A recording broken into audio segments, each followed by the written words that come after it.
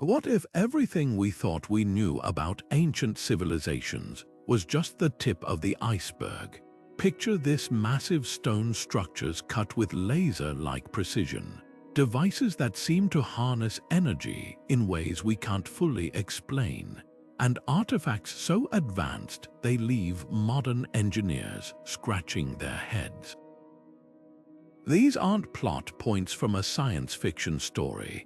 They're real, tangible remnants of the past that defy logic and rewrite the boundaries of human ingenuity. Welcome to a journey where history and mystery collide, where the line between ancient and advanced blurs beyond recognition. Think about the last time you held a smartphone or marveled at a modern skyscraper. We pride ourselves on living in an age of unprecedented innovation, but what if the ancients were just as capable, or even more so? Across the globe, hidden in plain sight, are relics of technologies that shouldn't exist according to conventional timelines. Massive stone blocks weighing hundreds of tons, fitted together so perfectly you can't slide a sheet of paper between them. Intricate mechanisms that track celestial movements with astonishing accuracy.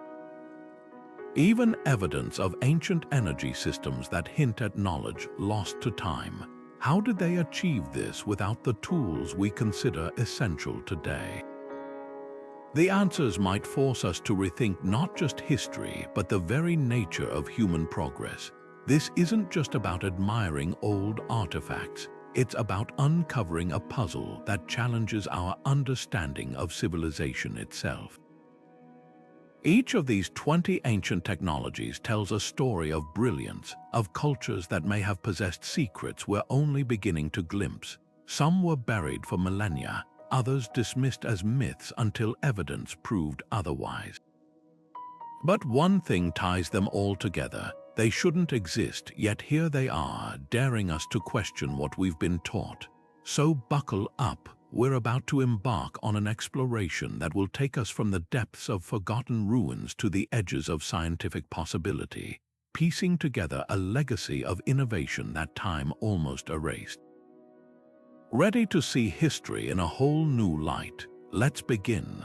Diving into the depths of the Aegean Sea near the island of Antikythera in the early 20th century, sponge divers stumbled upon a shipwreck that would rewrite history. Among the corroded artifacts recovered was a lump of bronze and wood, initially dismissed as just another relic until researchers peered inside. What they found was nothing short of astonishing. A complex system of interlocking gears, precisely calibrated dials, and inscriptions that revealed its true purpose. This was the Antikythera Mechanism, a 2,000-year-old device so advanced it wouldn't be matched until the mechanical clocks of the 14th century. Imagine a handheld machine capable of tracking the movements of the sun, moon, and planets with pinpoint accuracy. The Greeks used it to predict eclipses, chart the timing of Olympic Games, and even navigate the seas. Its gears, some as thin as a coin, were cut with such precision that modern engineers struggle to recreate them without computer-guided tools. How did a civilization without electricity or industrial manufacturing produce something this sophisticated? The answer lies in a blend of genius and necessity. Ancient Greek astronomers and craftsmen collaborating to solve real-world problems with ingenuity that still leaves us in awe. But here's the twist: the Antikythera Mechanism wasn't just a one-off marvel. Historical records hint that similar devices existed, possibly even more advanced, but were lost to time. Cicero wrote of a bronze globe that replicated celestial motions, and other texts describe machines that mimicked the heavens. This suggests the Greeks had an entire tradition of mechanical engineering that vanished with their civilization. The Antikythera Mechanism survived purely by chance, preserved in the quiet darkness of the seafloor, while the knowledge behind it faded into myth. What makes this artifact truly mind-bending is the gap it reveals in our understanding of history. For centuries, scholars assumed ancient technology was primitive compared to our own, but the Antikythera mechanism shatters that assumption, proving that innovation isn't always a straight line forward. Sometimes brilliance emerges, only to be forgotten, waiting centuries for someone to rediscover it. If this single device could rewrite textbooks, what other secrets might still lie buried, waiting to challenge everything we think we know? Buried in the sands of Mesopotamia lies a puzzle that could rewrite the history of electricity, a set of unassuming clay jars, each no larger than a household vase. Discovered near Baghdad in the 1930s, these artifacts seemed ordinary at first glance, but inside, archaeologists found something extraordinary: copper cylinders wrapped around iron rods, sealed with asphalt. When filled with an acidic liquid like vinegar or grape juice, these jars did something astonishing. They generated electricity. Known today as the Baghdad Battery, these 2,000-year-old devices could produce up to 2 volts of power, enough to create a faint but measurable current. The implications are staggering. If these were indeed primitive batteries, it means the ancient Mesopotamians may have harnessed electrical energy centuries before modern scientists like Volta and Faraday pioneered the field. But here's the real mystery: what were they using it for? One compelling theory suggests electroplating, the process of coating objects with a thin layer of metal. Artifacts from the same era show gold-plated items with a precision that matches modern techniques. Could these batteries have been part of an ancient workshop where craftsmen used them to gild jewelry or ceremonial objects? Others propose even more intriguing possibilities. Ancient texts from the region mention medical treatments involving electric fish to numb pain. Could these batteries have been early electrotherapy devices? Or perhaps they held religious significance, powering small shocks during rituals to create a sense of divine presence. The truth is, we may never know for certain. Unlike the Antikythera mechanism, no written records or diagrams survive to explain their purpose. All we have are the jars themselves, silent witnesses to a technology that shouldn't exist in their time. What makes the Baghdad Battery so fascinating isn't just its existence, it's the unanswered questions it raises about innovation. Did this technology spread beyond Mesopotamia, only to be lost in the collapse of ancient civilizations? Were these batteries a common tool, or the work of a single brilliant mind? And if they could generate electricity, what else might they have powered that we haven't yet discovered? Every time we unearth an artifact like this, it's a reminder that history isn't a straight line of progress. Sometimes flashes of brilliance appear, only to vanish for centuries, waiting for us to stumble upon them again. The Baghdad Battery forces us to confront a humbling idea. Maybe we're not the first to experiment with the forces of nature. Maybe the ancients weren't just building monuments. They were tinkering, testing, and unlocking secrets we've only recently reclaimed. In a world where we assume our ancestors were primitive, discoveries like this whisper a different story. One where the past might just have been far more electrifying than we ever imagined.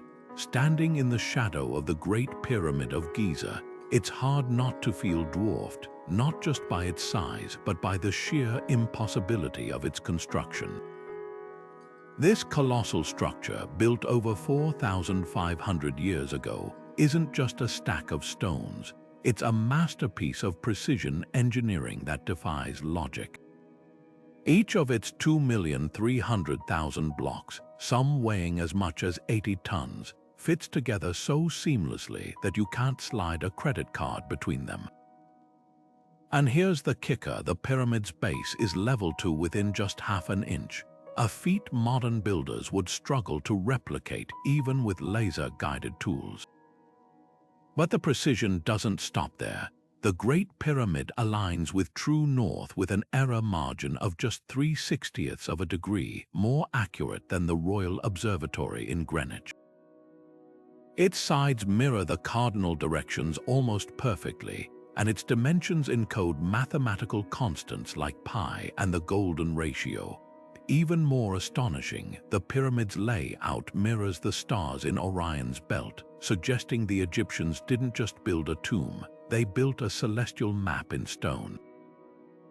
How did a civilization without theodolites or GPS achieve such astronomical and geometric perfection?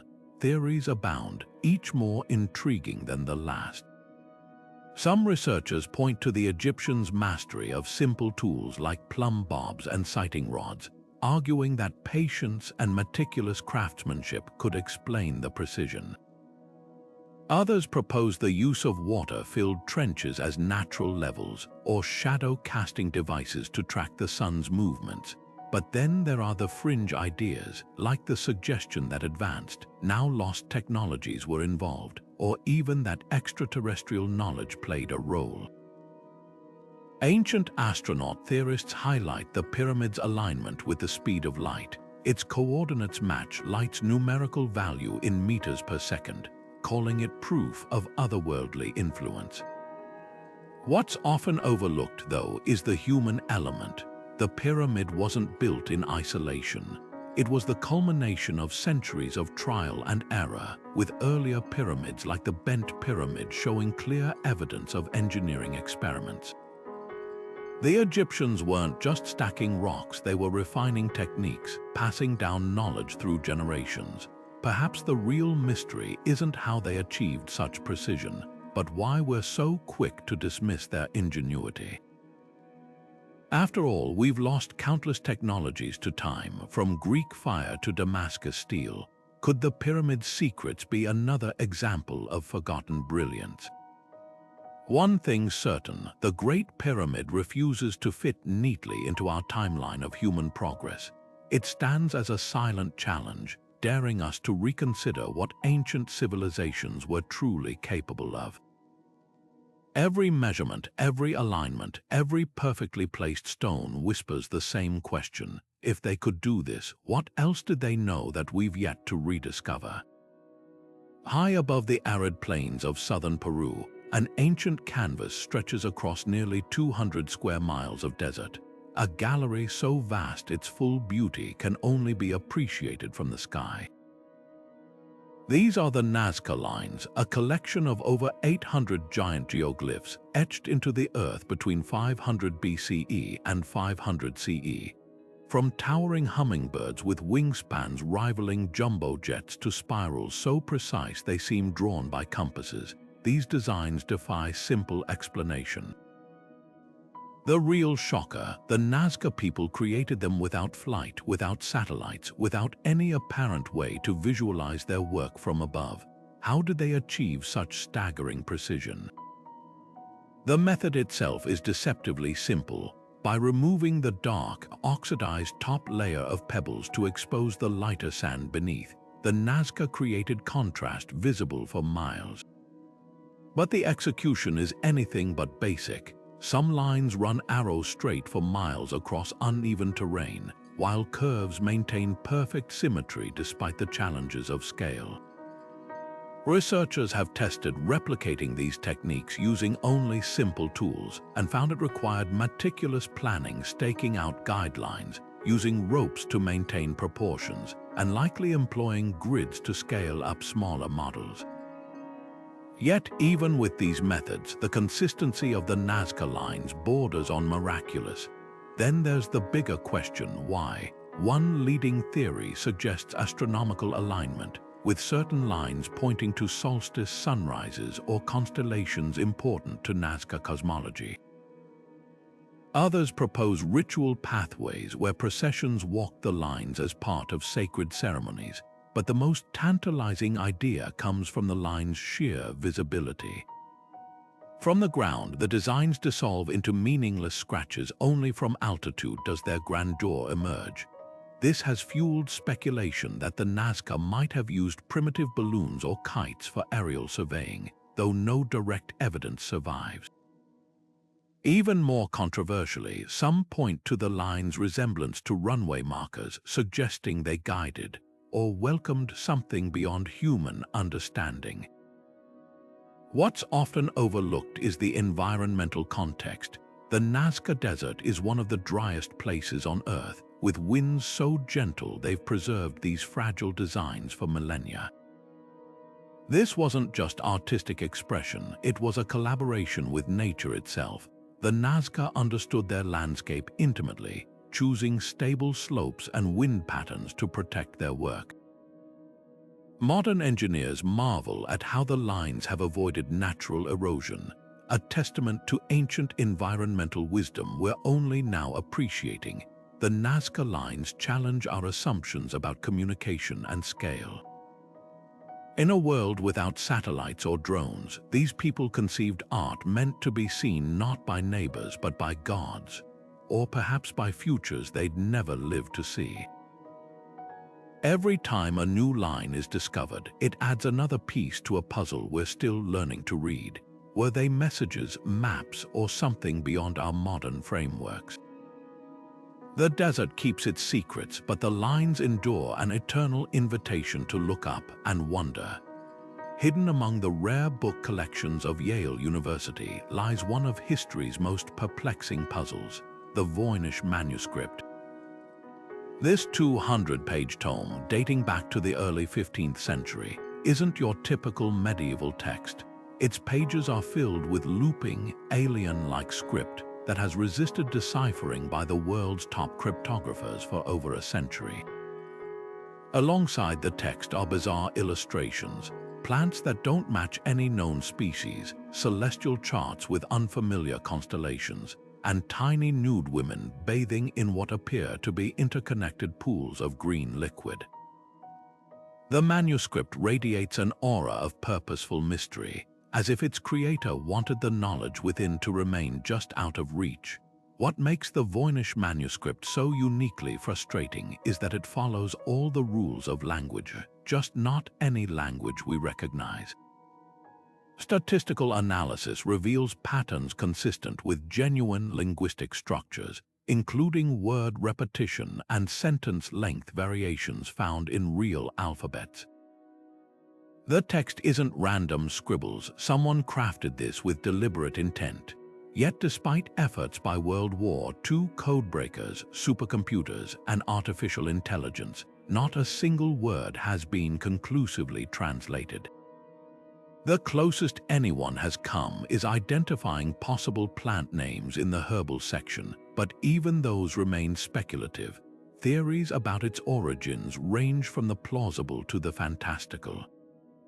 Some scholars argue it's an encoded medical text, with the strange plants representing herbal remedies and the bathing figures symbolizing healing rituals. Others see it as an alchemist's notebook, hiding recipes for the philosopher's stone behind layers of cipher. More controversially, a few researchers propose it's a relic from a lost culture, preserving knowledge that mainstream history has forgotten. Then there's the hoax theory that some clever forger created it centuries ago to dupe wealthy collectors. But if it's a fake, why spend years painstakingly illustrating hundreds of imaginary plants and crafting a fake language with consistent grammar? Perhaps most intriguing is the manuscript's resilience to modern technology. In 2019, researchers using radiocarbon dating confirmed its parchment was genuine medieval material. Spectral imaging revealed faint, faded text beneath some illustrations, suggesting revisions or hidden layers. Even advanced machine learning algorithms trained on hundreds of languages hit dead ends, unable to crack its code. This isn't just a locked book, it's a vault, and we're still fumbling for the key. The Voynich manuscript does more than baffle experts. It holds up a mirror to our assumptions about knowledge and history. In an age where we can sequence ancient DNA and reconstruct lost cities from satellite imagery, here's an object that refuses to yield its secrets. It whispers a tantalizing possibility that there are still pockets of the past that don't fit our neat narratives, waiting patiently for the right mind to finally understand them. Until then, it remains a beautiful enigma, challenging us to admit that some mysteries might outlast even our most advanced tools. Imagine holding a map from the early 16th century, a time when European explorers were still filling in the blanks of the New World, only to find coastlines so accurate they rival modern satellite imagery. That's exactly what happened in 1929 when historians uncovered the Piri Reis Map, a fragment of a larger world chart drawn by Ottoman admiral and cartographer Piri Reis in 1513. At first glance, it's a beautiful artifact of its era, adorned with intricate illustrations and annotations in Ottoman Turkish. But look closer, and the details become mind-bending. The map doesn't just show known lands like Europe and Africa with surprising precision. It includes the coastline of Antarctica, a continent that wouldn't be officially discovered for another 300 years. Here's where it gets even stranger. The map depicts Antarctica not as the ice-covered landmass we know today, but as a terrain free of glacial sheets, with rivers and mountain ranges clearly visible. Modern geological surveys confirm this wasn't artistic license. Antarctica's coastline does match the map's contours when you account for ice melt. The catch: the continent hasn't been ice-free for at least 6,000 years. So how did a 16th century navigator have access to geographical data from an era predating recorded civilization? Piri Reis himself provides a clue in the map's marginal notes. He credits older sources, including charts from the time of Alexander the Great and even earlier, infidel, likely pre-Islamic geographers. Some scholars believe these references point to the Library of Alexandria, where ancient scholars compiled global knowledge later lost to fires and wars. Others speculate the map's accuracy stems from a forgotten seafaring culture, perhaps the Minoans or Phoenicians, who might have circumnavigated the globe millennia before the age of exploration. Then there's the more controversial theory that the map preserves knowledge passed down from an advanced prehistoric civilization, one that mapped the world before the last ice age reshaped coastlines. Modern cartographers have tested the map's precision using computational analysis, and the results are staggering. The projection aligns with sophisticated mathematical models, accounting for spherical curvature in ways Renaissance science shouldn't have grasped. Even the placement of the Amazon and Andes is eerily accurate, despite Europeans having barely explored South America when the map was drawn. Critics argue these details could be coincidental or based on sailor reports, but the Antarctica anomaly remains impossible to dismiss. The Piri Reis Map forces us to confront a radical idea that human exploration might not follow the linear timeline we assume. What if ancient mariners ventured far beyond the boundaries of history books, their achievements erased by time? Every line on this map whispers of lost voyages, of knowledge that slipped through the cracks of empires rising and falling. It's not just a relic, it's a challenge, daring us to reconsider who really drew the first charts of our world. Deep in the rainforests of Costa Rica, scattered across riverbeds and hidden beneath dense foliage, lie some of archaeology's most puzzling artifacts, the stone spheres of Diquis. Ranging from the size of a bowling ball to massive orbs over 8 feet in diameter and weighing up to 16 tons, these near-perfect spheres number in the hundreds. Carved from gabbro, a hard volcanic rock, their surfaces are so smooth and precise that modern engineers struggle to explain how ancient craftsmen achieved such geometric perfection without metal tools or measurement devices. The mystery deepens when you consider their placement. Many of these spheres were found arranged in deliberate patterns, lines, triangles, and even astronomical alignments, suggesting they held significance beyond mere decoration. Some clusters mirror constellations, while others seem to mark pathways or ceremonial sites. Indigenous legends speak of the spheres as gifts from the gods or relics of a lost civilization, but no written records or oral histories fully explain their purpose. Even more baffling, many were moved from their original locations during 20th century agricultural expansion, erasing crucial context that might have unlocked their secrets. How did the Diquis people create these marvels? Archaeologists theorize they used a combination of heat and rapid cooling to fracture the stone, followed by meticulous pecking and grinding with handheld tools.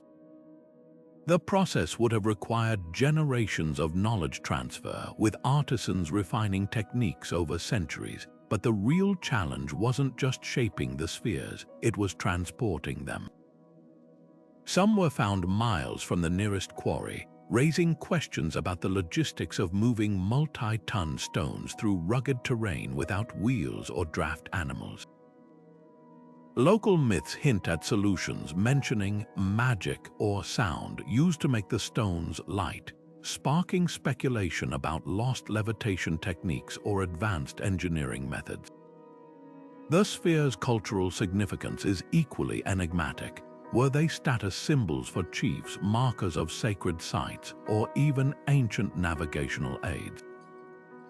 Recent LiDAR scans have revealed hidden settlements beneath the jungle, suggesting the spheres might be part of a larger, interconnected landscape we're only beginning to map. What's undeniable is their sophistication. These aren't crude carvings, but products of a society with deep mathematical and astronomical knowledge. Perhaps the most haunting question isn't how or why they were made, but why their creators vanished.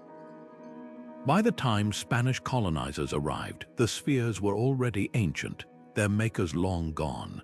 Today, they stand as silent witnesses to a culture that mastered stone in ways we're still struggling to comprehend. Each perfect curve is a reminder that history is full of gaps, and that some answers might still be waiting, buried under centuries of earth and vines. In the heart of Delhi, surrounded by the bustling chaos of modern India, stands a silent sentinel from another age, the Iron Pillar.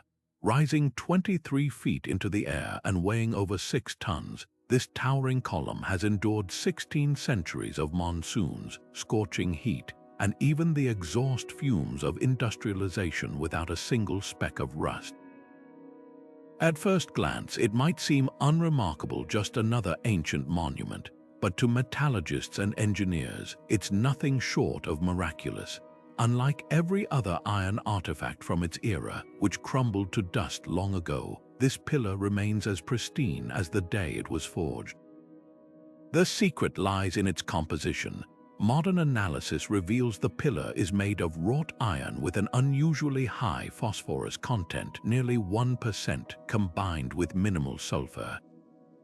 This unique blend created a thin, protective film of iron-hydrogen phosphate that shields the metal from corrosion. What's astonishing isn't just the recipe, but the precision required to achieve it. Even today, replicating this level of rust resistance without modern alloys is incredibly difficult. The ancient blacksmiths who crafted it didn't just stumble upon this formula, they understood it, mastering metallurgy in ways that wouldn't become common knowledge until the Industrial Revolution. But here's the real puzzle: how did this knowledge vanish? The pillar dates back to the Gupta Empire, a golden age of Indian science and art. Sanskrit texts from the period describe advanced metalworking techniques, including methods for purifying iron and creating alloys. Yet these practices seemingly disappeared from the historical record, leaving later civilizations to rediscover them centuries later. Some scholars believe the formula was a closely guarded secret of guilds or temples, lost when those institutions faded. Others speculate that the raw materials, specific iron ores rich in phosphorus, became inaccessible over time, making the technique impossible to replicate. The pillar's purpose adds another layer of intrigue. Inscriptions suggest it was originally erected as a victory monument, possibly topped with an image of the Hindu god Vishnu. Its location near an ancient astronomical observatory hints at deeper significance. Could its rust-resistant properties have symbolized immortality or cosmic permanence? Or was it simply a showcase of imperial technological prowess, meant to awe visitors and rivals alike? What makes the iron pillar truly humbling is its durability compared to modern structures. Today's steel bridges and skyscrapers require constant maintenance and coatings to fight rust, yet this 1600-year-old artifact stands unbothered by time. It's a stark reminder that progress isn't always linear, that ancient innovators sometimes reached heights we're still scrambling to understand. Every chip-free inch of its surface whispers the same tantalizing question: what other metallurgical marvels might have been forged and forgotten in the fires of the past? Buried in the sands of Sakara, just outside Cairo's ancient necropolis, lies an artifact that seems to defy its own era, a delicate wooden figurine known as the Saqqara Bird. Discovered in 1898 during excavations of a tomb dating back to 200 BCE, this unassuming object was initially catalogued as a ceremonial falcon, a common symbol in Egyptian iconography. But upon closer inspection, something didn't add up. The bird's wings weren't shaped like those of any known avian species. Instead, they were straight, angled, and eerily reminiscent of something far more modern: the wings of an airplane. When aerodynamics experts examined the Saqqara bird in the 20th century, they made a startling discovery. The artifact's proportions, its wingspan-to-body ratio, the slight downward curve of its wings, even the weight distribution matched the principles of aerofoil design used in modern gliders. Wind tunnel tests confirmed it could theoretically generate lift, gliding smoothly if launched with enough force. This wasn't just a stylized carving, it was a functional model capable of flight under the right conditions. The implications are staggering. Did ancient Egyptian artisans understand principles of aerodynamics over 2,000 years before the Wright brothers took to the skies?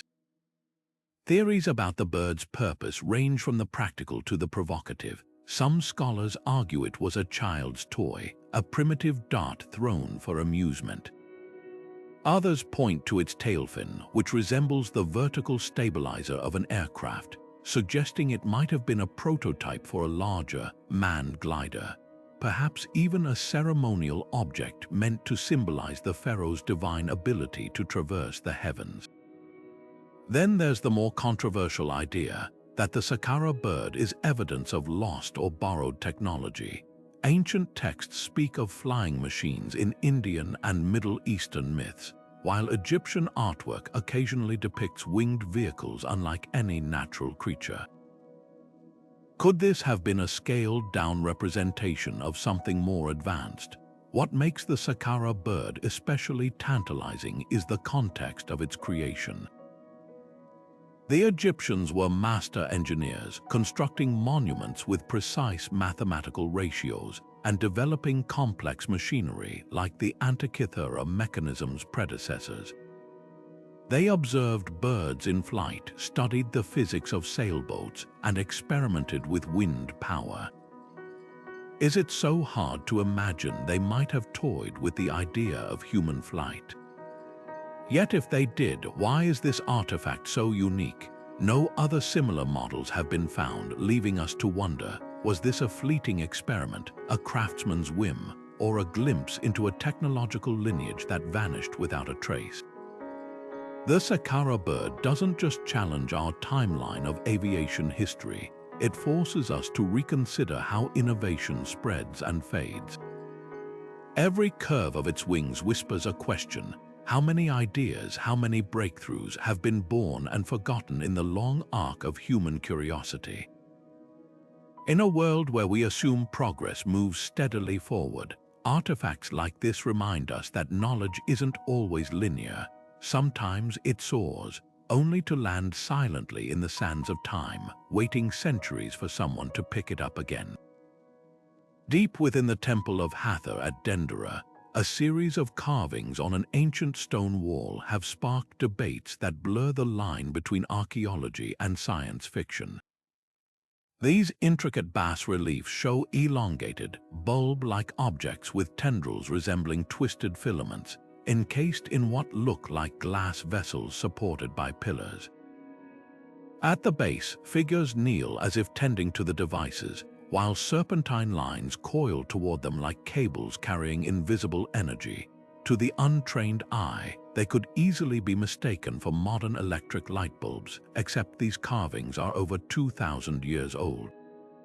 Mainstream Egyptologists interpret these images as symbolic representations of a lotus flower spawning a snake, tied to the myth of the sun god's nightly journey through the underworld.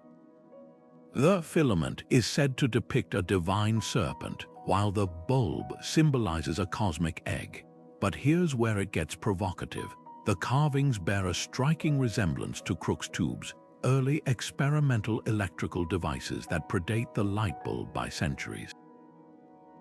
The Dendera bulbs even include what look like insulated cables and socket bases, details that feel too precise to dismiss as mere artistic coincidence. Could the Egyptians have harnessed electricity? Proponents of this theory point to the Baghdad Battery as potential evidence of ancient electrical knowledge, suggesting the Dendera carvings might document real technology. They highlight the temple's dark interior chambers, where torches would have left soot stains, yet the ceilings remain clean. Could these rooms have been illuminated by something brighter and cleaner than fire? Skeptics counter that the absence of physical artifacts or wiring undermines the claim, but supporters argue that perishable materials like copper or organic insulators could have decayed over millennia. The controversy deepens when you examine the carving's context. Adjacent panels show what appear to be priests manipulating elongated objects near energy sources, while hieroglyphs describe high illuminations and divine sparks. Even if symbolic, the parallels to electrical terminology are eerie. Modern engineers have tried reconstructing the depicted devices using period-appropriate materials, some successfully producing faint glows with brine-filled vessels and copper alloys. These experiments don't prove ancient electrification, but they demonstrate that the concept wasn't beyond the era's ingenuity. What makes the Dendera light so captivating isn't just the question of whether it's a light bulb or a symbol, it's the realization that ancient minds might have conceptualized energy in ways we're only now rediscovering. Whether a metaphor for cosmic power or a blueprint for lost technology, these carvings challenge us to reconsider the boundaries of innovation. In the shadows of Hathor's temple, the past flickers with possibilities, inviting us to wonder how much of our modern knowledge might actually be a rediscovery of something far older. High in the remote mountains of China's Bayan-Ha range, a discovery in 1938 sent shockwaves through archaeology and straight into the realm of the unexplained. A team led by archaeologist Kai Pu-Te entered a series of caves near the Tibet border, expecting to find prehistoric tools or burial relics. Instead, they stumbled upon something far more unsettling: rows of ancient graves containing skeletal remains unlike any known human species, frail, spindly bodies with oversized skulls. Nearby lay hundreds of stone discs, each roughly 12 inches in diameter, with a hole at the center like primitive records, but these were no ordinary artifacts. Carved into their surfaces were spiral grooves so fine they appeared to be microscopic, writing a script so tiny it would take decades for researchers to realize what they might actually say. When the discs were finally examined in the 1960s, the claims grew even more extraordinary. A professor named Tsum Nui allegedly deciphered the glyphs, revealing an account so bizarre it was suppressed by Chinese authorities. According to his translation, the discs told the story of the Dropa, a peaceful alien race whose spacecraft crashed in the mountains 12,000 years ago. Stranded far from home, they allegedly tried to communicate with local tribes, only to be met with fear and violence. The inscriptions reportedly ended with sorrowful lines about failed attempts to repair their ship, leaving them trapped on Earth until their eventual demise. If true, these stones wouldn't just rewrite history, they'd shatter our understanding of humanity's place in the cosmos. But here's where the mystery twists. No independent scholars have been allowed to study the original discs, and Tsum Nui's research remains shrouded in secrecy.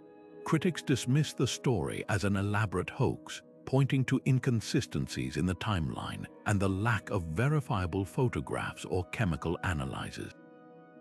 The skeletal remains, initially described as alien-like, were later claimed to be ordinary but deformed human bones. Even the name Dropa raises eyebrows. It's suspiciously close to a Tibetan folk term for small, isolated mountain tribes. Yet despite these red flags, fragments of the discs examined in the 21st century revealed an oddity that keeps the debate alive.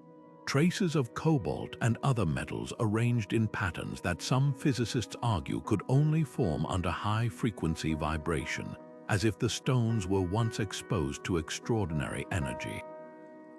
What makes the Dropa stones so compelling isn't just their disputed origins, it's the cultural echoes they've awakened. Local legends in the region speak of small, yellow-faced beings who descended from the clouds long ago, matching descriptions in the alleged translations. Even more intriguing, similar stone discs have surfaced in other parts of the world, from Mexico to the Mediterranean, often linked to myths of sky gods or lost civilizations. Could these artifacts be fragments of a global phenomenon we've yet to understand? Or are they simply Rorschach tests for our fascination with the unknown blank slates onto which we project our deepest questions about life beyond Earth? The truth may never be settled, but the Dropa stones force us to confront a tantalizing possibility: that history's greatest discoveries often lie in the gray area between fact and legend. Whether ancient astronaut theorists are right or skeptics prevail, these enigmatic discs remind us that the past still holds stories we're not yet equipped to explain, stories written not in ink or parchment, but in stone, waiting for the right moment to be heard. Beneath the quiet countryside of Zhejiang province in China lies one of archaeology's most bewildering enigmas, the Longyu Caves, discovered in 1992 by a curious villager draining a local pond. This sprawling underground complex defies every expectation of ancient engineering. Stretching across 30,000 square meters with chambers reaching heights of nearly 100 feet, the caves aren't just large, they're unnervingly precise. Every wall, pillar, and ceiling is carved with laser-like straightness, meeting at near-perfect 90-degree angles. The surfaces are so smooth they reflect light like polished marble, a feat that would challenge modern tools, let alone the hammers and chisels presumed to be available 2,000 years ago when they were likely constructed. What makes the Longyu Caves truly baffling isn't just their scale or precision, it's the complete absence of historical records. No scrolls, no local legends, not even a single chisel mark left behind to hint at their purpose. The caves seem to have been built in secrecy, their existence erased from collective memory. Even more puzzling is the logistics. Removing the estimated 1 million cubic meters of stone would have required a workforce of thousands laboring for decades, yet there's no evidence of debris disposal or tools left at the site. It's as if the rock simply vanished or was repurposed with impossible efficiency. Theories about the cave's function range from practical to speculative. Some archaeologists propose they were imperial storage vaults, designed to preserve grain or treasures in the region's humid climate. others note the acoustics certain chambers amplify sound in ways that suggest ritual or musical use. Then there's the more tantalizing idea that the caves align with celestial events, their pillars and alcoves acting as a subterranean observatory.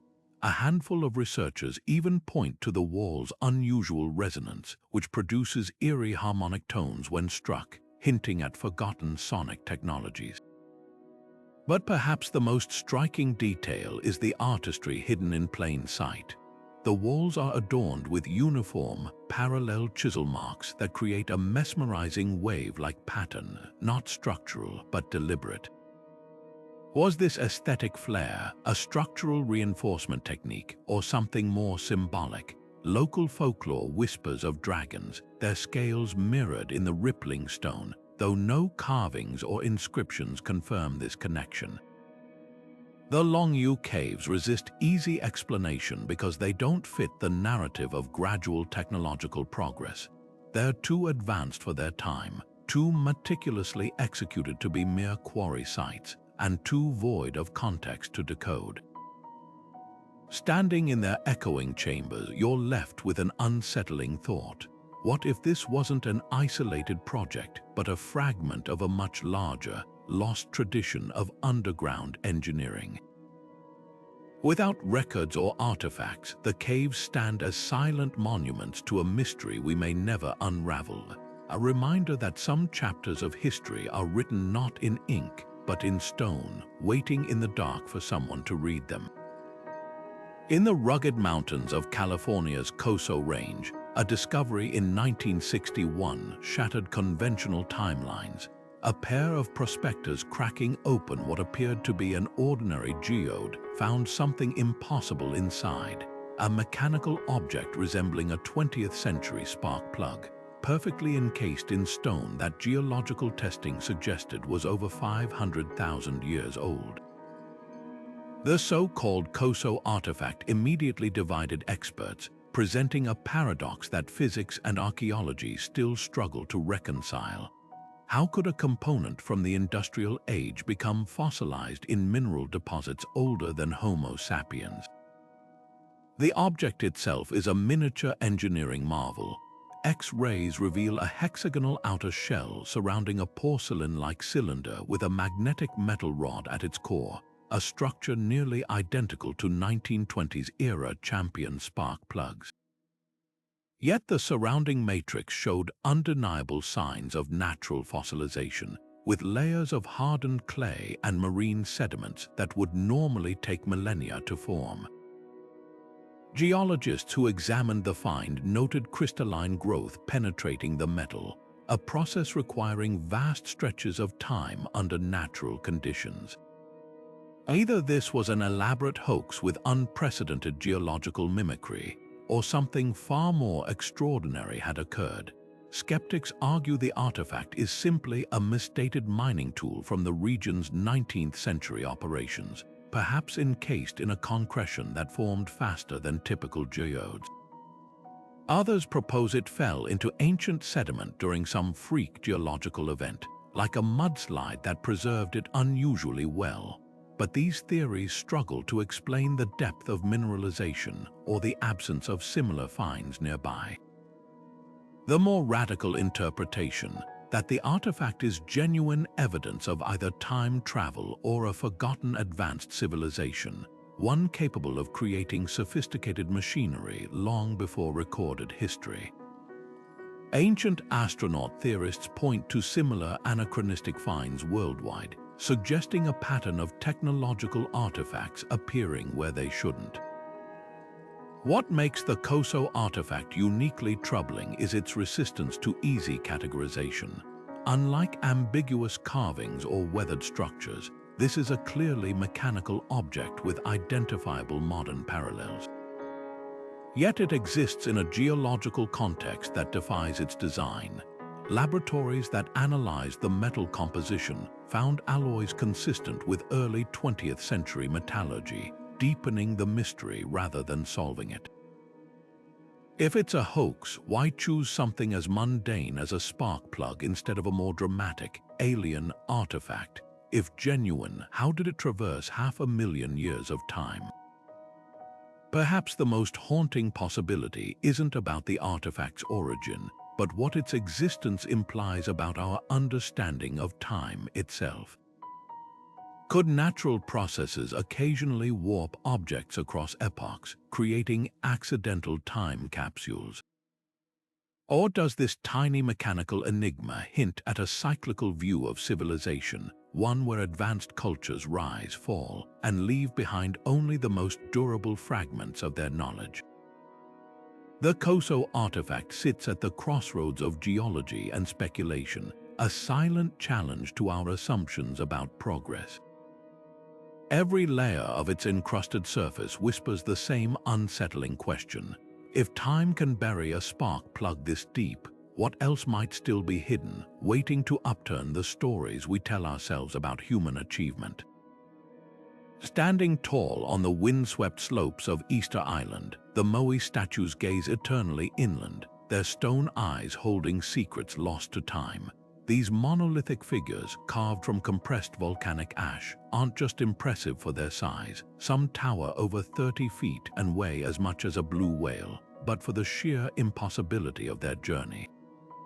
Quarried from the volcanic crater of Rono Raraku, many were transported up to 11 miles across rugged terrain to their final coastal perches.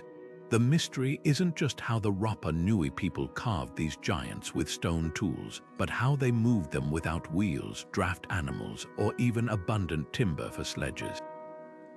Theories abound, each more ingenious than the last. One compelling idea involves a technique called walking the statues upright. By rocking the Moai back and forth with ropes while teams pulled forward, the Rapa Nui could have mimicked the motion of a person walking, inching the colossal figures across the landscape. Experimental archaeologists tested this method in 2012, successfully moving a replica Moai several hundred yards with just 18 people and sturdy hemp ropes. The statue's design supports this. Their forward-leaning center of mass and curved bases would have made the rocking motion surprisingly efficient. But skeptics point out that this method risks damaging the statue's delicate features, and no ancient tools or rope fragments have been found along the proposed routes. Then there's the sled and roller hypothesis. Recent soil analysis revealed traces of ancient roads paved with crushed sweet potato, a crop central to Rapa Nui culture. These smooth, lubricated paths might have allowed wooden sledges to glide more easily, with logs placed underneath as makeshift rollers. But here's the catch: Easter Island's deforestation is well documented, and by the time most Moai were erected, the island's palm forests had dwindled to near extinction. Did the Rapa Nui sacrifice their ecosystem for these monuments, or did they discover another method we've yet to uncover?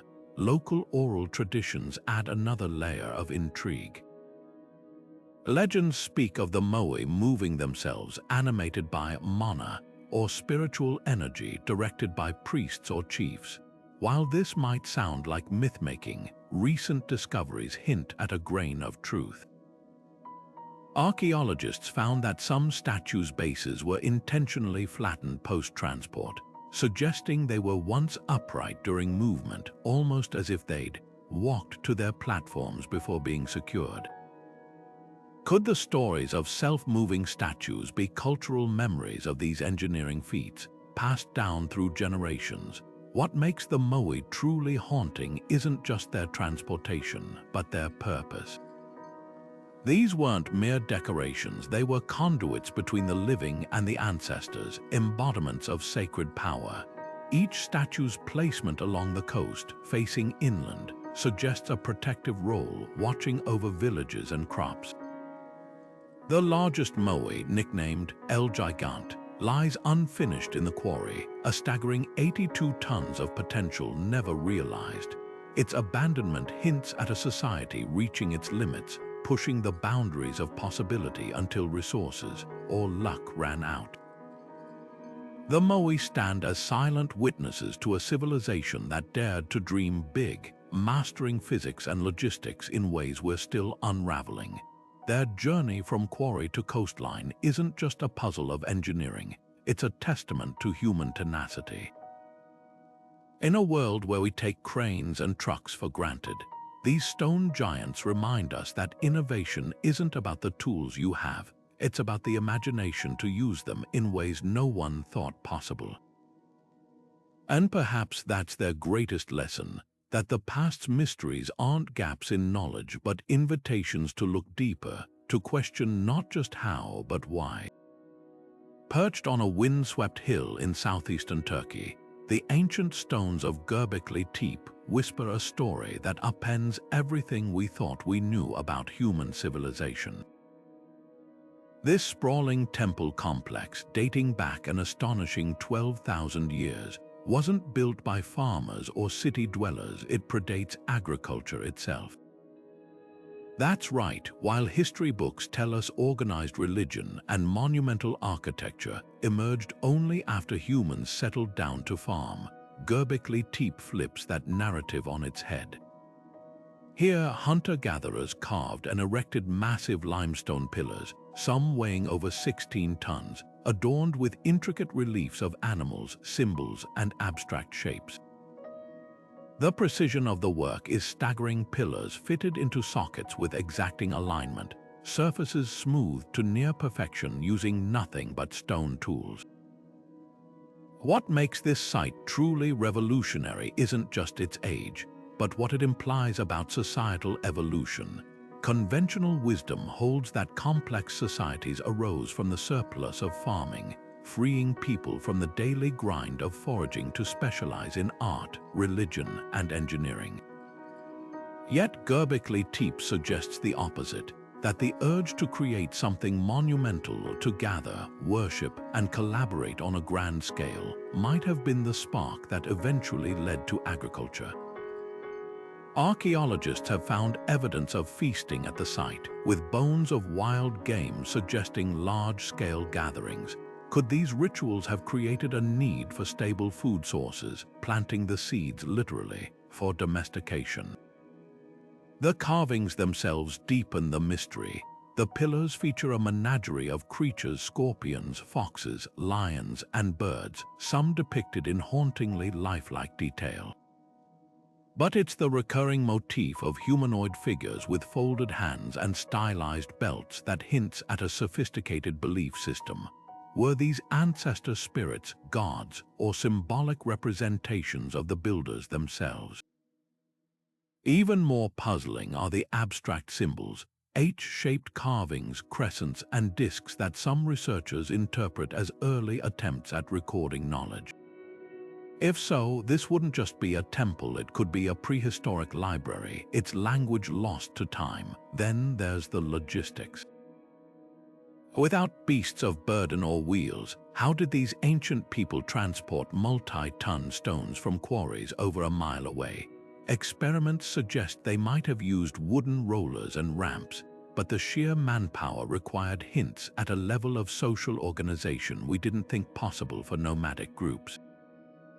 Even more remarkably, the site wasn't just built once. It was deliberately buried and rebuilt in layers over centuries, as if each generation felt compelled to preserve and renew this sacred space. The most tantalizing question isn't just who built Göbekli Tepe, but why they chose to abandon it. Around 8000 BCE, the site was carefully backfilled with tons of soil and debris, sealing it like a time capsule. Some speculate this was a ritual act, a way to retire the temple without desecration. Others point to climate shifts that might have forced the builders to migrate. Whatever the reason, the site's burial preserved it almost perfectly, hiding its secrets until a German archaeologist named Klaus Schmidt began excavations in the 1990s. Today, Göbekli Tepe stands as a humbling reminder that history's timeline is far more fluid than we imagine. It challenges us to reconsider what drives human innovation, whether it's practical needs like food that spark civilization, or something deeper, like the shared yearning to create meaning. As excavations continue, each new layer reveals more questions than answers, proving that sometimes the oldest stones have the freshest stories to tell. High above the city of Cusco, the fortress of Sacsayhuaman stands as a testament to Inca engineering that defies logic. Its walls, constructed from massive limestone blocks weighing up to 300 tons, fit together with such precision that the seams are virtually invisible. These aren't uniform bricks, each stone is a unique, irregular polygon, yet they interlock so perfectly that not even a razor blade can slip between them. Modern engineers struggle to replicate this precision even with computer-guided cutting tools, raising the question, how did a civilization without mortar, wheels, or iron tools achieve such perfection? The mystery deepens when you consider the logistics. The nearest quarry lies over 20 miles away across rugged Andean terrain. Without draft animals or wheeled carts, the Incas somehow transported these colossal stones, some as tall as a two-story building, to their final resting place. Local legends speak of stones that moved themselves, guided by the rhythmic beats of drums or the focused will of shamans. While this might sound like myth, recent experiments lend some credibility to these tales. Researchers have demonstrated that certain resonant frequencies can reduce friction, making massive objects easier to slide, suggesting the Incas might have harnessed sound waves to manipulate stone with astonishing efficiency. Then there's the cutting technique. The stone's edges aren't just straight, they curve subtly, creating intricate three-dimensional puzzles that lock together like pieces of a cosmic jigsaw. Some theorists propose the Incas used focused sunlight or heat to soften the rock, molding it like clay before it cooled back into rigidity. Others point to plant-based acids that could have chemically altered the stone's surface, allowing for precise shaping. But perhaps the most compelling clue lies in the wall's resilience. Despite centuries of earthquakes that have leveled modern buildings, Sacsayhuaman's zigzagging walls remain standing, their interlocking design acting as a natural shock absorber. What's often overlooked is the human element. The Incas weren't just master builders, they were keen observers of nature. The walls mimic the organic patterns of mountain ranges, their curves echoing the contours of the surrounding peaks. This wasn't just aesthetics, it was a profound understanding of structural harmony. The stone's slight inward tilt, for example, mirrors the angle of nearby rock formations, a design choice that stabilizes the entire structure against seismic shifts. The true genius of Sacsayhuaman might lie in what it doesn't show. Unlike other megalithic sites, there are no chisel marks, no half-finished blocks, no trial and Dendera debris. Every stone was shaped with confident precision, as if the builders worked from an invisible blueprint. Were these techniques passed down from an even older culture? Or did the Incas possess a lost science of stone, one that blended physics, spirituality, and craftsmanship into something we've yet to fully comprehend? Standing before these walls, you're left with a humbling realization. Sometimes the past's greatest achievements aren't just about what was built, but how little we understand the minds that built them. The stones of Sacsayhuaman don't just defy gravity, they defy time, silently challenging each new generation to unravel their secrets. Nestled in a quiet corner of a Texas museum, an unassuming tool sits encased in glass, a hammer that shouldn't exist. Discovered in 1936 near London, Texas, this artifact looks like any 19th century miner's tool at first glance, a wooden handle with a rusted iron head. But here's where the story takes a turn. This hammer wasn't found lying in the dirt. It was encased in a solid chunk of Cretaceous-era rock, dating back over 100 million years. That's a full 65 million years before the first humans walked the Earth. How could a tool from the Industrial Age become trapped in stone older than the dinosaurs? The geological evidence is what makes this discovery so baffling. When researchers examined the rock surrounding the hammer, they found no signs of cracks or seams where the tool might have been inserted. The stone had formed around it naturally, a process that would have taken eons. Even more perplexing, the hammer's metallurgy doesn't match modern standards. X-ray analyzers revealed an unusual purity in the iron, with trace elements suggesting an advanced forging technique, one that predates known smelting methods by centuries. The wooden handle, partially turned to coal from extreme pressure, further confirms its ancient entombment. Mainstream science offers a few cautious explanations. Some geologists propose that mineral-rich water seeped around the hammer over centuries, creating a concretion that mimics sedimentary rock. Others suggest the tool belonged to a 19th century miner and became embedded in softer stone that later hardened, though this fails to account for the rock's verified age. But the most tantalizing theory comes from those who argue the hammer is a relic of a lost civilization, one capable of advanced metallurgy long before recorded history. Ancient astronaut enthusiasts take it further, proposing it could be evidence of time travelers or extraterrestrial visitors leaving tools behind. What makes the London hammer so compelling isn't just its impossible age, it's the questions it raises about how we define ancient. We assume technological progress moves in a straight line, but artifacts like this hint at flashes of innovation that flicker and vanish, leaving no paper trail. Could there have been pockets of advanced craftsmanship lost to time, their tools scattered and fossilized before history took notice? Or does this hammer point to something even stranger, a glitch in time where objects slip between eras like stones tumbling through a cosmic sieve?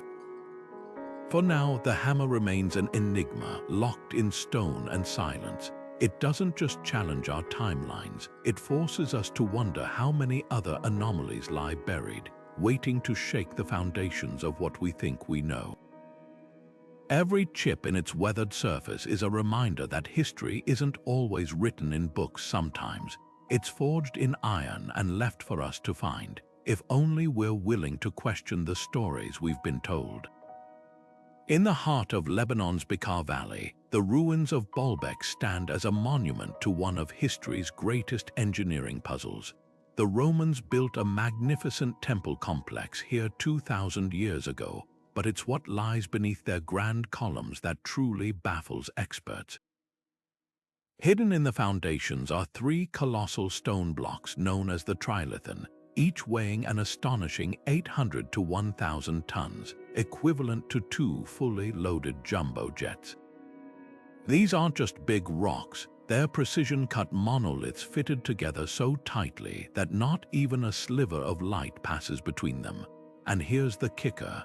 The quarry where these stones were extracted sits nearly a mile away, with no clear evidence of how they were transported across uneven terrain. The scale of this feat becomes even more staggering when you consider the tools available at the time. The Romans had no cranes, no hydraulic lifts, no machinery capable of handling such mass. Even today, moving a single 1,000-ton block would require specialized equipment and carefully engineered transport routes. Yet the builders of Baalbek didn't just move these stones, they lifted them over 20 feet in the air to position them as foundation layers. Local legends speak of giants or levitation spells, while modern engineers scratch their heads over practical solutions. Some theorize they used a system of wooden rollers, levers, and counterweights, but experiments with replica stones show how easily such methods could fail under that much weight. Others point to the possibility of massive wooden cranes or inclined earth ramps, though no remnants of these structures have ever been found. What's often overlooked is the precision of the stonework itself.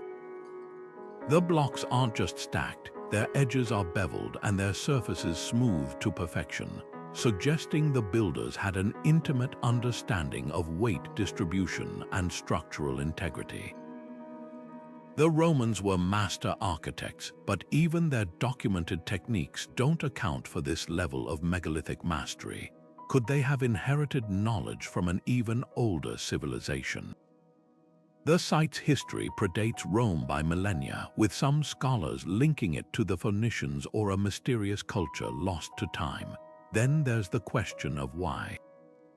Why go to such extraordinary lengths for foundation stones that would never be seen? The answer might lie in the region's seismic activity. Baalbek sits on a fault line, and the massive stones could have acted as a shock absorber, stabilizing the temple against earthquakes. The Romans weren't just showing off, they were solving a problem with ingenuity that still resonates today. Standing before these stones, you're left with a humbling realization: we've underestimated the past. The builders of Baalbek didn't just push the boundaries of what was possible, they redefined them. In a world where we assume progress is linear, their work whispers a different truth: that brilliance isn't bound by era, and some secrets of the ancients might still be waiting for us to rediscover.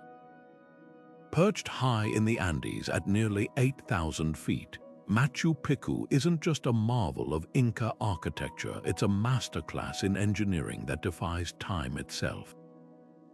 This 15th century citadel, hidden among mist-shrouded peaks, boasts stone structures so precisely fitted that not even a knife's edge can slip between them. What's truly astonishing isn't just the absence of mortar, but how these walls have withstood 5 centuries of earthquakes, landslides, and torrential rains while modern buildings crumble around them. The secret lies in a technique modern engineers call ashlar masonry, but the Incas perfected it to a degree that still eludes replication. Take a closer look at the stones, and you'll notice something extraordinary. Instead of uniform blocks, each piece is a unique, irregular polygon, yet they interlock like pieces of a 3-dimensional puzzle. The Incas didn't just stack rocks, they shaped them to distribute weight dynamically, creating structures that sway slightly during tremors before settling back into place. Some larger stones feature small protrusions, suggesting they were used as handles during placement, then carefully sanded away for a seamless finish. The precision is so exact that researchers have found tool marks indicating the stones were trial-fitted repeatedly, adjusted by mere millimeters until the fit was flawless. How did they achieve this without iron tools, wheels, or even a written language to blueprint their designs? One theory points to the use of quartzite pounding stones, which could have been struck against the granite to gradually shape it. Experiments show this method, though painstakingly slow, produces surfaces as smooth as modern saw cuts. Another clue lies in the Incas' reverence for nature. The walls mirror the contours of the surrounding mountains, their slight inward tilt mimicking the natural angle of Andean slopes, a design choice that reinforces stability against landslides. Even the drainage systems, carved into stairways and terraces, prevent water buildup that could undermine the foundations. Then there's the mystery of transportation. The nearest quarry was miles away, across treacherous mountain paths. Without beasts of burden or wheeled carts, the Incas likely used log rollers and inclined planes, but the logistics of hauling multi-ton stones uphill remain staggering. Local legends speak of stones softened by herbal mixtures or even levitated into place with sound far-fetched, perhaps, but modern scientists have found that certain resonant frequencies can reduce friction, making heavy objects easier to move. Machu Picchu's true genius, though, isn't just in how it was built, but why it endures. Unlike rigid modern concrete, these walls breathe with the land, their flexible joints absorbing seismic shocks like a living organism. The Incas didn't fight nature, they collaborated with it, crafting a sanctuary that harmonizes with the Earth's rhythms. In an age where skyscrapers require constant maintenance, these ancient stones stand untouched, a silent challenge to our assumptions about progress. Perhaps the real question isn't how they built it, but why we've forgotten how to build like this at all. Deep in the vaults of museums and private collections around the world, a handful of eerie artifacts stare back at us with hollow eyes, the crystal skulls. Carved from flawless blocks of quartz, some weighing over 30 pounds, these hauntingly beautiful objects are so precisely crafted that even modern lapidary experts struggle to explain their creation. The most famous, the Mitchell-Hedges skull, discovered in Belize in the 1920s, is particularly baffling. Its jawbone moves independently, articulating with smooth precision, while the entire piece shows no visible tool marks under microscopic examination. For a civilization supposedly working with stone and bone tools, this level of craftsmanship borders on impossible. What makes these skulls so controversial isn't just their precision, it's the mystery of their origins. While many skulls circulating today have been debunked as 19th century fakes, a small number resist easy classification. Laboratory tests on a few specimens reveal anomalies, quartz sourced from regions with no known ancient trade routes, and carving techniques that leave no evidence of metal or abrasive tools. Some researchers point to the skull's optical properties when light passes through certain angles. The quartz behaves like modern fiber optics, suggesting the carvers understood crystalline structures in ways we wouldn't expect from pre-Columbian cultures. Theories about their purpose range from the practical to the paranormal. Indigenous legends speak of the skulls as vessels of knowledge, used by priests to foresee events or communicate with ancestors. Modern metaphysicians claim they emit energy fields or even store information like crystalline hard drives. More grounded hypotheses suggest they were ceremonial objects, perhaps representing deities or serving as focal points for rituals. But the most tantalizing idea is that they're relics of a lost civilization, one that mastered quartz manipulation with technology we've yet to rediscover. Skeptics argue that advanced lapidary techniques could have been achieved with patience and forgotten methods, like using diamond-tipped drills made from crushed gemstones. Yet even these explanations can't fully account for the skull's perfection. The absence of symmetry errors or corrective carvings implies the artisans worked with unerring confidence, as if guided by something beyond trial and error. Whether ancient artifacts or elaborate hoaxes, the crystal skulls force us to confront a deeper question. Why do they captivate us so intensely? Perhaps it's their uncanny humanity, a face frozen in stone, blurring the line between artifact and ancestor.